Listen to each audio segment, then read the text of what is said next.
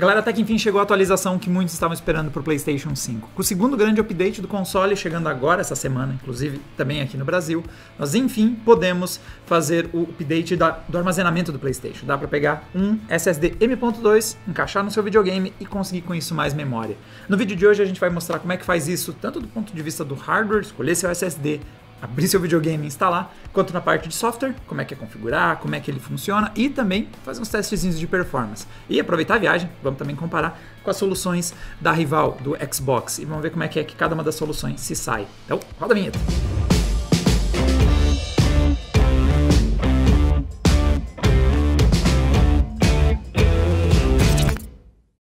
Bom, a primeira parte, para quem está de olho em fazer essa instalação de novo SSD, é primeiro atualizar o software. Então, dá uma olhada nas configurações, entra em sistema, você vai ter ali uma opção tanto para você ver se o seu sistema está atualizado, quanto os seus recursos também estão atualizados. Então, dá uma corrida nessas duas interfaces, clica em verificar se é atualização, se tem disponível, faz a atualização, e aí você vai estar pronto para começar esse processo de aumentar o espaço no seu PlayStation.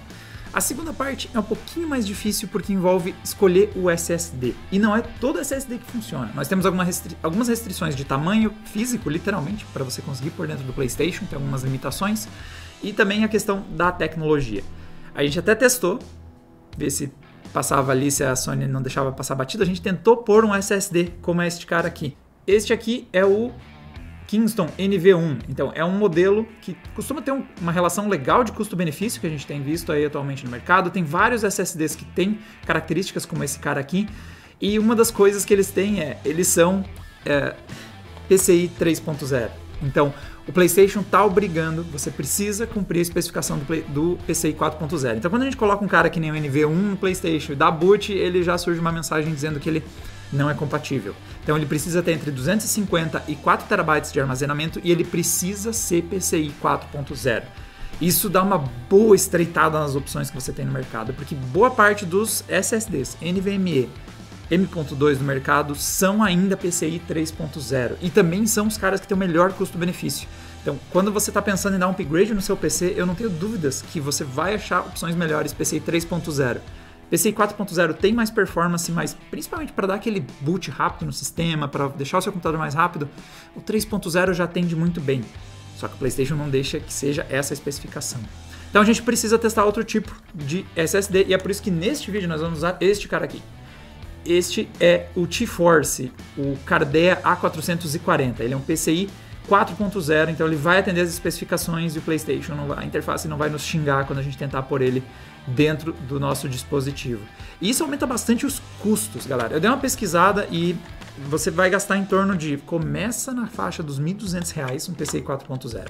E a gente está falando de um de 500 GB, então eu não necessariamente recomendo você comprar esse cara. Então nós temos modelos que nem o SN850 da Western Digital, a gente tem análise no Adrenaline, ele tem ótimo nível de desempenho.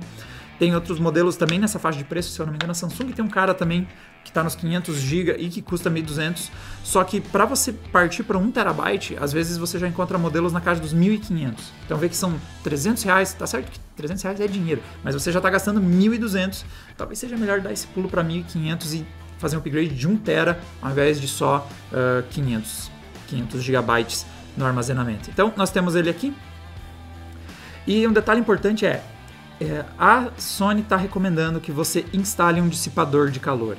Então, no nosso kit, temos um dissipador junto com o Cardea para você fazer a instalação. Tem que verificar bastante as especificações de medida, porque só o SSD, praticamente todos vão cumprir as especificações da Sony. Os caras que podem não caber fisicamente são justamente os dissipadores, eles têm um nível máximo de altura. E no nosso caso aqui a gente já testou, não coube todo o dissipador do Cardea, coube a parte superior, só que tem um encaixe na parte inferior que não coube. Então quando eu deslizo aqui, vê que ele tem uma parte que encaixa em cima e outra parte um pouco mais fina que encaixa embaixo e faz o contato na parte inferior, né? Tem chips dos dois lados do Cardea e ele já não cabe. Se a gente coloca os dois, ele já começa a não querer fechar a tampinha lá dentro. Então, você tem que dar uma olhada nas especificações do SSD e principalmente no dissipador. A gente já testou aqui no Adrenaline SSDs com e sem dissipação de calor. E a mudança de temperatura, muitas vezes na casa de uns 10 graus. que é relevante. E a gente chegou a ver, a gente fez uns testes com a câmera térmica, a gente testou o Cardea usando o dissipador e ele chega a pegar 60 graus em alguns pontos, o nível de aquecimento dele é bem alto. Então, definitivamente, a Sony recomenda e a gente aqui no Adrenaline também, porque os SSDs PCI 4.0 eles têm alta performance que anda junto com alto aquecimento. E aquecimento é um dos fatores mais importantes para a longevidade dos seus componentes. Então, você definitivamente quer pôr esse SSD dentro do PlayStation e esquecer lá dentro. E não falar mais sobre ele por muitos anos. Então, quanto mais tempo ele durar, melhor. E o aquecimento vai ser uma coisa que vai degradar essa durabilidade dele. A gente tem bastante problema com SSDs. Inclusive, tem uns 6 SSDs M.2 queimados aqui no Adrena. E sem querer pôr o pavor, dos 6, 4 são PCI 4.0. Então, definitivamente, tente manter as temperaturas dele sob controle para ele durar mais anos. É uma boa pedida. Também do ponto de vista de performance. O aquecimento, se ele chega a um nível crítico, ele precisa perder performance. Então, você provavelmente também, já que investiu no PCI 4.0, você quer ter toda aquela performance. Vamos para a abertura do console. Então, não tem muito mistério. Você vai deixar ele numa superfície iluminada, plana. Esses não são obrigatórios. Se você quiser um desafio maior, você pode fazer no escuro e pode fazer numa superfície inclinada. Fica a critério da dificuldade que você quer fazer isso. Mas algo que é realmente necessário é uma chave do tipo de fenda, se você quiser tirar a base, que no caso a gente já fez. Eu já deixei sem a base do PlayStation, não sei qual é a posição que vocês estão usando no videogame. Particularmente eu acho ele bem feio quando está deitado. E a chave que, se você já tem ele nessa situação, você precisa disso aqui, que é a chave de fenda cruzada, que todo mundo chama de chave Phillips, na verdade. Então com isso aqui, mais o seu SSD, você já está pronto. É só colocar o videogame na posição mais ou menos como a gente já está deixando ele aqui. Então você deita ele, coloca o símbolo do PlayStation para baixo, então ele está aqui na outra aba, vira ele para baixo. E com a parte traseira do console, então você vê que aqui está a parte da frente dele. A parte traseira do console virado para você, você vai fazer o seguinte movimento, que é um saco e às vezes eu erro. Mas você tem que pegar mais ou menos por aqui, na parte de baixo tem uma aba, você puxa ela para cima e empurra para fora com a outra mão. E é um saco. Aí, saiu. O PlayStation, ele é um dispositivo meio caro e eu sei o pavor que é você puxar estruturas de plástico e eu vi elas rangendo um pouquinho, mas é isso aí mesmo, ó, porque nós temos esses dentinhos que quando você puxa lá, eles soltam e aí você consegue fazer um movimento de, na verdade, para cá, e aí eles saem. Então eles perdem a pressão quando você puxa aqui para cima, você puxa, ele vem. Leva um tempo para pegar a manha, mas eventualmente você consegue. Agora a próxima parte, então aqui nós temos o console já aberto, só pegar a chave Phillips, tirar este parafuso aqui,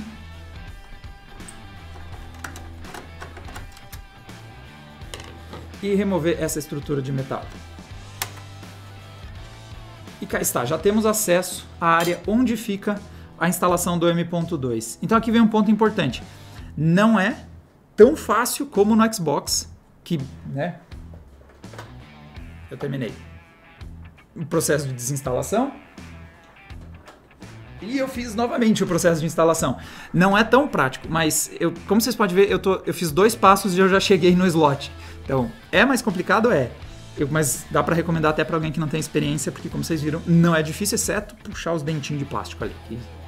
Então, quando você abrir o seu videogame, vai ter um conjunto de furações, porque o PlayStation aceita um conjunto diferente de SSDs. Então, você pode pôr mais compridos, mais longos. O que você vai fazer você vai retirar o parafuso da posição onde ele está. E vai ter uma rodelinha de metal bem pequenininha, que ela serve só para nivelar a altura do SSD quando você está parafusando. E aí você vai ver qual é o comprimento do seu SSD e posicionar ela ali. Então, no caso, nós vamos usar um SSD desse comprimento, posiciona ela ali. Então, vamos fazer a instalação dele aqui, colocando os thermal pads, encostando nos chips para ajudar na dissipação de calor deles. É bom vocês cuidarem que, quando você posicionar isso aqui, ele não pode bloquear nem os conectores, nem aqui onde é feito o posicionamento do parafuso. Então, você aperta, já vai dar o contato ali, e aí é só colocar o SSD fazendo aqui a diagonal, não tem muito erro, porque aí ele tem uma simetria, pode ver que ele tem uma pontinha aqui, uma furaçãozinha, uma parte falha, que também vai estar visível no próprio videogame. Então, quando você estiver vendo lá embaixo as conexões, tem...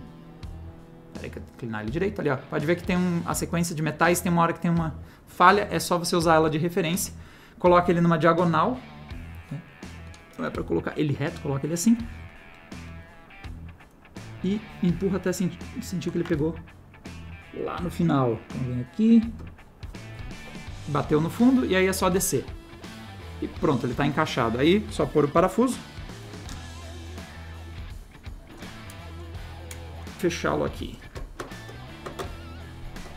E aqui vem a questão de como é crítica a altura. O nosso dissipador está já dando no limite da altura que tem disponível aqui. Se eu coloco aquela estrutura embaixo, quando eu desço esse parafuso ele já fica muito alto para depois pôr mais essa estrutura aqui. Na verdade eu colei o dissipador muito para frente. Tem que reposicionar ele aqui mais para frente. Ele já está atrapalhando ali a conexão. Aqui. Aí agora você põe essa estrutura de metal, desce. E fica, nesse modelo que a gente está usando, tá ficando na medida, tá ficando bem encaixado. Até é possível que o dissipador entre em contato com essa estrutura de metal e aqueça ela também, acabe dissipando calor através dessa tampinha por aqui também. Que vai ser bem-vindo, já que tem um fluxo de ar vindo por aqui. Então vai ser uma ajuda aí para dissipar o calor. Beleza, com tudo isso devidamente conectado, nosso SSD já está em posição, é hora de ligar o sistema e ver como é que é o processo de instalação. Ok, galera, já estamos com o SSD instalado. Essa foi a primeira tela que apareceu depois do símbolo da Sony, do boot do sistema. Ele já detectou que a gente está aqui com um M.2 que não está formatado. Então ele diz que não é possível acessar o M.2, tente desligar seu PlayStation, remover o SSD ou reformatar ele. O nosso SSD não estava formatado para uso no PlayStation, então por isso que ele estranhou. E aqui é um detalhe interessante, se você não tiver um M.2 compatível, então por exemplo, quando a gente pôs o PCI 3.0, ou esse que não está formatado, ele não deixa ligar o videogame. Ele me dá a opção de desligar o PlayStation, tirar ele ou formatar para ser compatível. O PlayStation não aceita que você coloque, mesmo que eu deixe lá dentro o nosso o NV1 da Kingston ali, por ser PCI 3.0, o PlayStation não deixa ligar. Não é nenhuma questão de tipo você não pode usar, você não pode ligar o videogame. Vou dar aqui para formatar. Aí ele tá aqui os detalhes, vai obviamente apagar tudo que tem ali dentro. Então, já era. E a gente começa a ter uma noção da performance do treco pelo tempo que ele levou para formatar os 1 TB que tinham ali. E ele já dá uma estimativa de velocidade. Então, o nosso SSD de testes ele tem uma velocidade teórica de 7.000 MB por segundo. E aqui ele deu 6.500, ou seja, chegou perto do limite teórico dele, que é sempre bom. O limite teórico, como diz o nome, é teórico, é difícil dele na realidade. Isso faz com que ele seja 1.500 MB por segundo mais rápido do que o armazenamento interno do PlayStation, que é de 5.000 MB por segundo. Então, em teoria, nosso armazenamento externo, nossa expansão é melhor que a memória interna do próprio PlayStation. Agora, como é que fica na interface? Bom, tá pronto para usar, é só você chegar aqui nas configurações, em armazenamento, e já está disponível aqui, ó, armazenamento do console e armazenamento em SSD. Eu acho que quando a gente compara a solução da Sony e da Microsoft, as duas empresas saem muito bem. Eu ainda prefiro a interface da Microsoft, que eu acho ela um pouquinho mais fácil de se localizar. Por exemplo, aqui eu tenho que esperar deslizar o texto para eu ler o resto do texto. Ela é meio listão, às vezes. Eu acho que a interface é mais, acho a interface mais bonita no Xbox, mas em termos de funcionalidades, a Sony manda muito bem. Tipo, tá aqui, ó, armazenamento do console, armazenamento do SSD, que não tem nada. E para você pode escolher aqui o local de instalação por padrão. Então, novos jogos eu quero que vá para o M.2, é só trocar aqui. E se eu quiser mover também não tem muito mistério. Tipo, tem os jogos que estão no armazenamento interno dele aqui agora. Quero, por exemplo, mover o Fortnite. Eu vou aqui em selecionar itens para mover. Eu quero mover o Fortnite. Aí aqui no canto, vê que ele já está dando quanto espaço tem ali no topo, tá? Armazenamento do console, armazenamento do M.2. A palavra armazenamento está sendo um desafio no vídeo de hoje. Então eu vou aqui em mover e mando ver, ó. Ele já está movendo para o outro espaço e, como vocês podem ver, 20 GB vão como água do Fortnite de um armazenamento para outro. É que os dois são PCI Express 4.0. Então eu não estou exatamente surpreso. Um tem 5.000 MB de leitura, outro tem 7.000, então foi bem rápido. A única coisa que eu tenho a reclamar é, eu não posso sair dessa interface. Por exemplo, o Xbox deixa você navegar em outras coisas enquanto está copiando o jogo. A única opção que eu tinha era cancelar. A sorte é que a transferência levou 30 segundos, então quase não deu tempo de reclamar desse defeito, porque realmente ele acontece muito rápido. Então, galera, agora entra a questão da performance. Então a gente rodou alguns testes, tenho aqui o meu bloquinho no meio da bagunça da desmontagem do PlayStation, tá aqui. Mas rodamos alguns testes de velocidade de abrir os jogos, tanto no armazenamento interno quanto o nosso M.2. Comparamos com o desempenho do PlayStation, do Xbox, sua memória interna, e também o cartão de expansão de memória da Seagate, para ver como é que cada uma dessas soluções se saíam em abrir um conjunto de games. Então a gente testou, o primeiro game que a gente deu uma olhada foi no Warzone, e neste game nós tivemos um desempenho, uma vantagem para a galera do Xbox. Então o armazenamento interno do Xbox foi o que carregou o jogo mais rápido, levou 16 segundos para carregar. Na verdade, quem levou melhor foi o Seagate. O armazenamento externo conseguiu em 16 segundos, enquanto que o interno levou 19 segundos. Na sequência vem o armazenamento interno do PlayStation, que levou 20 segundos. E o mais lento de todos levou 23 segundos, foi o nosso SSD M.2. Mas, como vocês podem ver, as diferenças não são exatamente grandes.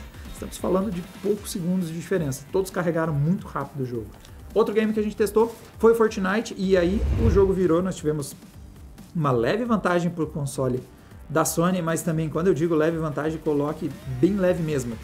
Tanto o armazenamento interno do Xbox quanto do PlayStation levaram 10 segundos, mas quando a gente olha o armazenamento externo, aumentou em 1 segundo o tempo de carregamento, o nosso SSD da Team Group, e o mais lento acabou sendo o armazenamento da Seagate, que levou 14 segundos, mas de novo a gente está falando de 4 segundos de diferença no tempo de carregamento. É bem rápido. E falando em bem rápido, nada é mais rápido do que o carregamento do Devil May Cry. Uou. Esse cara levou impressionantes 2 segundos no PlayStation. Tanto no armazenamento do próprio PlayStation quanto no nosso M.2. E a gente sabe quem foi mais rápido por questão de frames. A nossa contagem ali conta segundos e o último campo são frames. O nosso vídeo está em 60 frames, então é por isso que aquele último campo vai até 60 quando a gente deixa rodando as comparações. A gente sabe que tem um frame a menos em favor do armazenamento do M.2, que carregou em 2 segundos e 42 frames. Na verdade não, é 4 frames a diferença entre eles. E o armazenamento do Play levou 2 segundos e mais 46 frames do nosso vídeo. O Xbox demorou 3 vezes mais, o que faz você pensar que demorou um tempão, mas esses 3 vezes mais são 6 segundos. Então ele levou 6 segundos para carregar no armazenamento interno e 36 frames, para a gente pra poder dizer qual é o critério de desempate no gráfico. Enquanto que no dispositivo cartão de expansão da Seagate a gente conseguiu carregar em 6 segundos e 40 frames. Tipo, assistindo vocês vão ver como definitivamente não é um problema se levar 3 vezes mais tempo. E por fim, a gente fez um comparativo de um exclusivo, olhando somente para um game que está disponível só para o PlayStation. Então nós vimos o Miles Morales Spider-Man, ou como eu anotei aqui, joguinho do Miranha. E no joguinho do Miranha a gente tem 4 segundos para carregar o jogo. É uma transição que parece um Fade to Black, que quase não dá para acreditar que em algum lugar ali está acontecendo um carregamento de um jogo. E houve um empate, tanto no nosso armazenamento interno, quanto o nosso upgrade para o M.2. O que nos traz algumas conclusões que, primeiro, não tem como bater a solução da Microsoft em termos de praticidade, porque isso aqui é muito fácil. Tipo, terminei de novo.